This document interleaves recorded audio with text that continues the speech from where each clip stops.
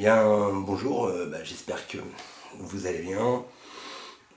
L'idée aujourd'hui c'est de traiter du Sahara, un traitement rapide, puisque l'essentiel c'est le cours qui va être ou qui est déjà distribué. Euh, un petit point rapide pour faire en gros le tour et les enjeux de la question.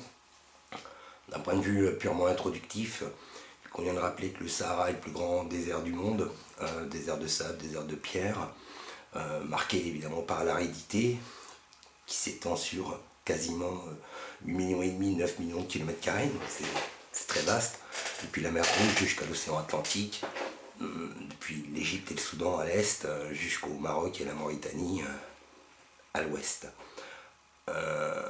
Le Sahara est relativement vide, mais il n'est pas vide, c'est-à-dire les densités sont évidemment faibles, la population y est principalement urbaine, et le Sahara regorge de ressources minières, hydrocarbures, et ces ressources évidemment sont convoitées par les populations locales, mais pas seulement. Le Sahara est en marge globalement de la mondialisation, mais pour autant il est convoité par d'autres États, par d'autres firmes transnationales en l'occurrence. Et bien sûr, toutes ces convoitises relatives aux ressources diverses et variées du Sahara peuvent générer des tensions, des rivalités, des conflits. Et c'est l'enjeu également de ce chapitre, effectivement, de cerner ou essayer de cerner en toute modestie, parce que c'est complexe, les conflits qui traversent le Sahara. En dernier point, probablement, il peut être intéressant de s'interroger sur les mutations sociopolitiques et socio-économiques de cet espace-là. D'où une problématique, en gros, qui doit pouvoir envisager les ressources comme potentielles causes des rivalités qui traversent le Sahara, un espace en marge a priori de la mondialisation. Donc en premier lieu, un point rapide et précis sur qu'est-ce que le Sahara, quelles sont les ressources qu'il propose. Un deuxième point sur la diversité des conflits qu'il traverse. Et un troisième et dernier point sur les mutations socio-économiques et politiques de la région. Du point de vue des ressources, naturellement, il faut accompagner votre propos par un schéma. On fera des schémas tout à l'heure. J'essaierai de vous en proposer un qui permette de positionner ici et là les principales ressources. Les principales, bien sûr, sont les hydrocarbures et le gaz. On va trouver dans le sud algérien, notamment avec les grands gisements de Hassi Messaoud, de Hassi Hermel. On peut les trouver ici en Libye, dans le sud tunisien, mais également au Soudan, c'est-à-dire dans la partie nord, dans l'ancien Soudan, puisque le Soudan a été coupé en deux ces dernières années, avec le Soudan au nord, donc, et le Soudan du sud, qui est au sud de l'ancien Soudan. Ça va assez de soi. Au-delà des hydrocarbures, le Sahara regorge de minerais, que ce soit de fer, phosphate, en Mauritanie, dans le sud marocain, ou bien de l'uranium, à Arlit par exemple, au Niger. Donc ce sont des richesses essentielles à l'économie mondiale. Le Sahara est aride, mais néanmoins propose de l'eau. Alors vous avez le Nil qui va remonter toute l'Égypte et qui propose donc une vallée fertile. L'eau va être évidemment un outil essentiel pour l'agriculture. Et le Sahara est parsemé ici et là d'oasis autour desquelles se sont fixés bien sûr les peuplements. La Libye, avant son éclatement tragique, et sous le régime plutôt que le régime de Kadhafi, avait développé aussi une grande rivière artificielle et exploité l'eau fossile qu'on peut trouver. Naturellement, le Sahara est un endroit extrêmement chaud et ensoleillé. L'énergie solaire est potentiellement une des grandes ressources du Sahara, tandis qu'une dernière ressource peut être envisagée, c'est naturellement le tourisme, qui subit de plein fouet l'insécurité de la zone ces dernières années, mais le tourisme depuis le sud marocain, si on part des monts Toubkal jusqu'aux dunes de sable de Merzouga ou bien le Hogar dans le sud algérien, sont des lieux qui pouvaient être tout à fait visiter et offrir comme ça une activité touristique. On a aussi un tourisme plus culturel dans le nord du Mali, qui aujourd'hui aussi est bien sûr à l'arrêt. L'Égypte pouvait apparaître également de ce point de vue, et y compris la vallée du Nil jusqu'au sud du pays, comme un lieu de tourisme. Au-delà de la situation géographique de ces ressources, naturellement, le Sahara va proposer des acteurs. Les acteurs sont très très très nombreux et très variés surtout. Naturellement, ce sont les populations locales qui sont les premiers acteurs de l'exploitation des ressources du Sahara. Parmi ces populations locales, certaines disposent d'un État ou sont intégrées dans un État, mais pas toutes, puisque le Sahara est également traversé par des populations nomades. Je pense notamment aux Touaregs, dont on reparlera dans la deuxième partie. Le Sahara ne propose pas d'unité politique, justement, de ce point de vue.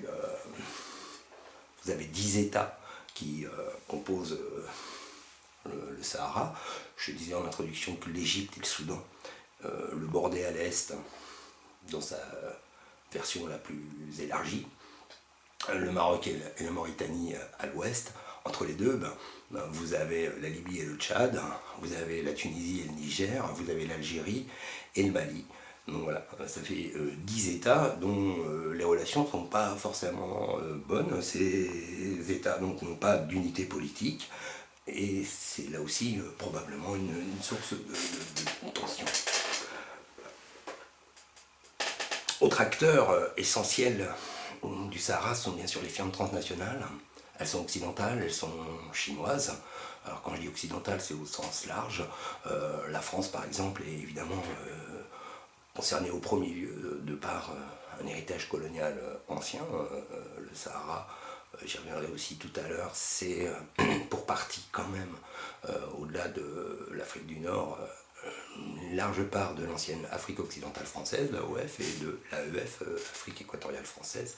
Seule la partie donc orientale avait été colonisée ou bien par les Anglais, Soudan, Égypte, ou bien par les Italiens, la Libye. Et donc ces FTN, par exemple pour la France, le meilleur exemple, si on s'en tient à la région Normandie, c'est évidemment Areva qui exploite l'uranium au Niger, et donc qui est extrêmement présent sur place.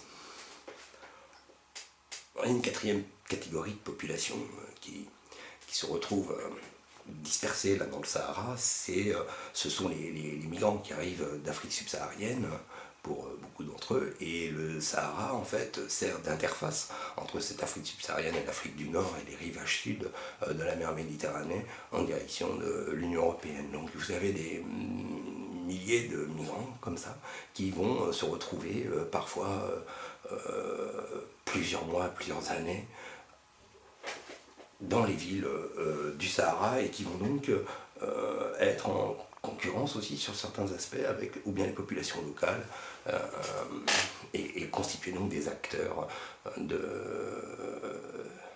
importants du Sahara dans l'exploitation des ressources. Naturellement, qui dit acteurs et ressources dit aussi enjeux géostratégiques.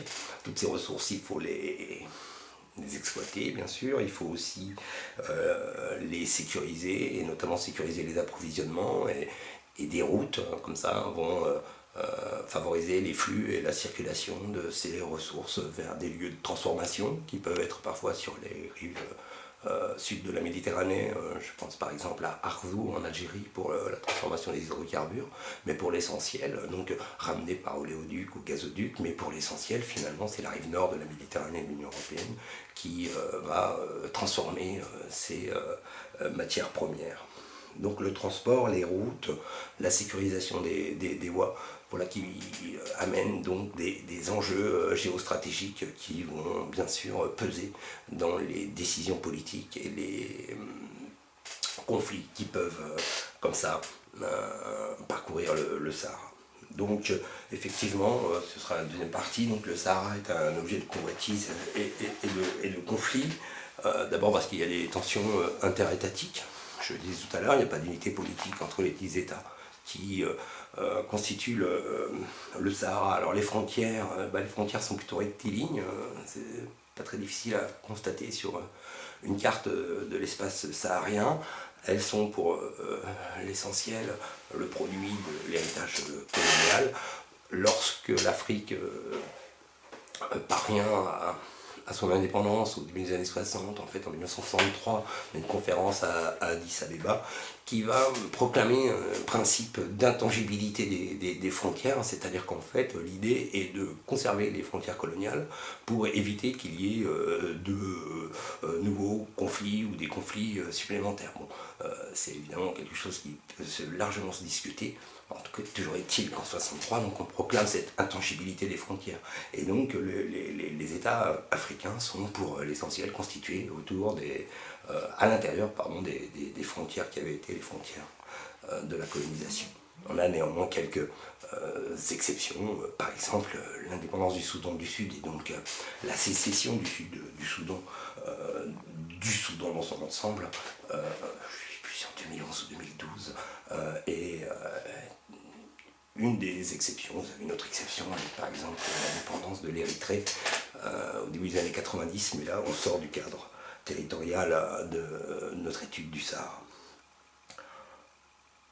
Les ressources, évidemment, alimentent les litiges entre ces différents États, avec des frontières qui sont discutées, par exemple entre le Maroc et l'Algérie, avec aussi le Mali, la Libye et le Tchad. Vous aviez des interventions militaires à la fin des années 70 de la France pour essayer de maintenir ce qu'on appelle la bande d'Aouzou au nord du Tchad, au-delà du massif du Tibesti, et qui était revendiqué pour ses ressources et richesses par la Libye de Kadhafi. Donc voilà, vous avez comme ça des tensions interétatiques d'État à État.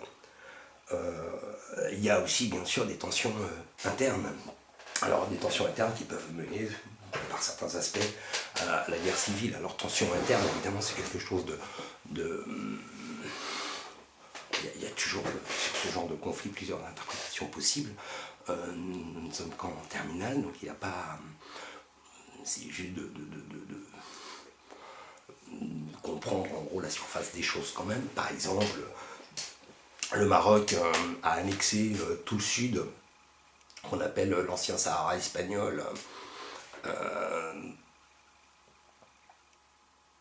Et dans ce Sahara espagnol, eh bien, vous avez une population, les Sahraouis, qui ont créé un front de libération nationale, c'est le front de libération du Polisario, et donc vous avez une zone là, tout le sud marocain, qui est une zone militarisée, et le Maroc ayant construit une espèce d'immense mur de sable, dit le mur des sables d'ailleurs, de plus de 1000 km, pour se protéger des incursions du front Polisario.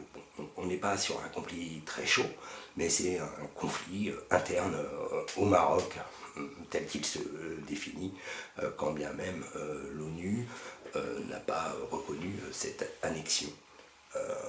Du point de vue des conflits internes et donc des guerres potentiellement civiles, probablement que la plus grande question qui mine le Sahara, c'est la question des Touaregs. Donc les Touaregs ont fondé un mouvement national de libération, c'est le MNLA, pour Mouvement National de Libération de l'Azawad. L'Azawad, c'est le nom qu'on donnerait à un État indépendant Touareg, qui en fait serait centré sur le nord du Mali, mais également le sud de l'Algérie, l'ouest du Niger et l'est de la Mauritanie. Et donc c'est un État qui pourrait être un État Touareg, les Touaregs revendiquant une culture spécifique. Je vous invite, par exemple, les Touaregs sont en tout cas connus ici, et principalement à Coutances, avec un groupe qui s'appelle Kinariwen, qui font du blues rock du désert. Je vous enverrai un lien, vous pouvez écouter un peu de musique, ça fait du bien aussi par les temps qui courent. L'Azawad, donc, c'est une revendication ancienne, complexe, qui déstabilise complètement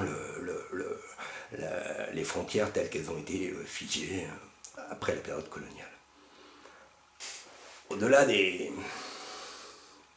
conflits internes et avec une transition assez facile finalement en partant des Touaregs, c'est naturellement la question du terrorisme et du djihadisme international qui s'est complètement invité au Sahara avec une organisation, AQMI, Al-Qaïda au Maghreb islamique, qui effectivement terrifie l'ensemble de la zone. De ce point de vue, on peut en conclure que finalement le Sahara n'est pas complètement en marge de la mondialisation, puisqu'il intègre complètement cette mondialisation du crime, en l'occurrence, et de cette mondialisation du terrorisme.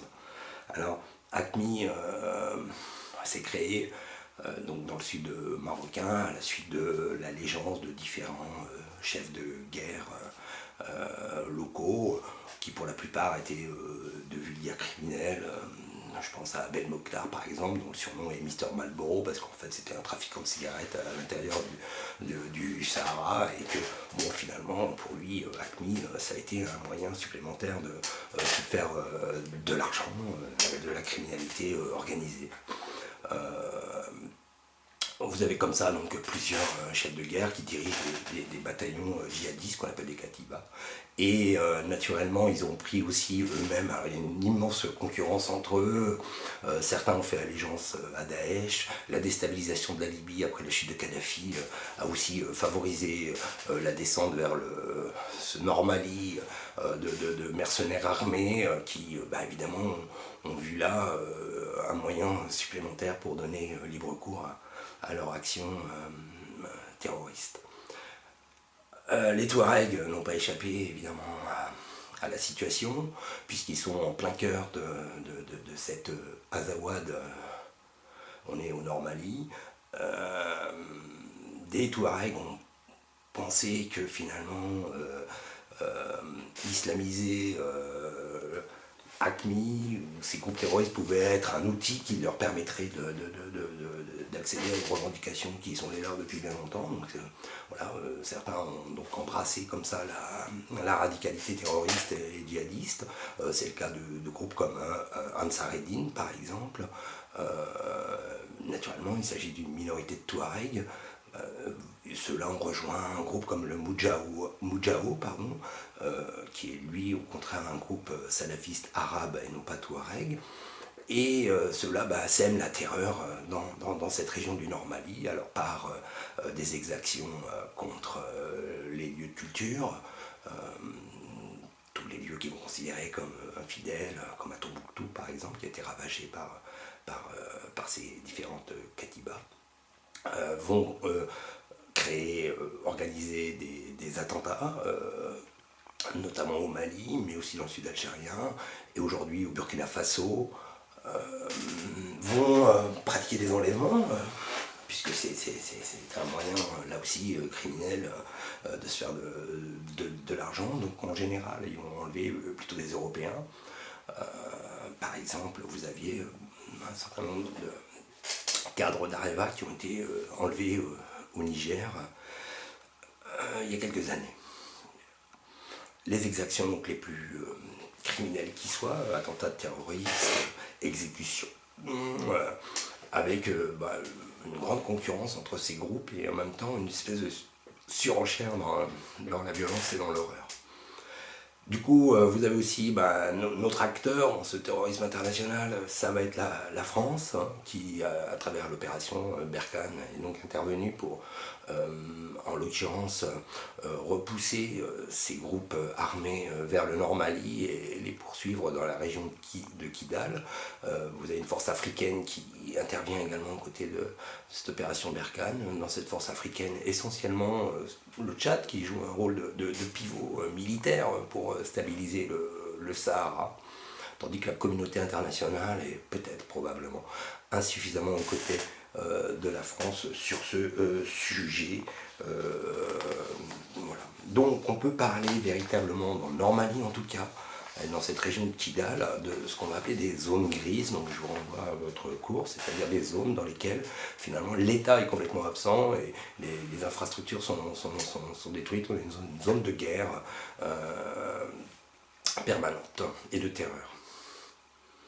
Du point de vue des mutations socio-économiques, donc là il s'agit de porter une réflexion sur les mobilités et les flux, donc revenir sur ces grandes routes commerciales du sud vers le nord principalement, commerciales mais pas seulement, avec des flux légaux, des flux illégaux, trafic en tout genre, d'armes, d'hommes, etc. On estime qu'une part non négligeable de la cocaïne qui va être consommée en Europe passera par le Sahara, parce que d'Amérique du Sud elle pourra arriver en Guinée-Bissau, qui est l'État africain finalement le plus proche de l'Amérique latine, et donc accessible par des petits avions.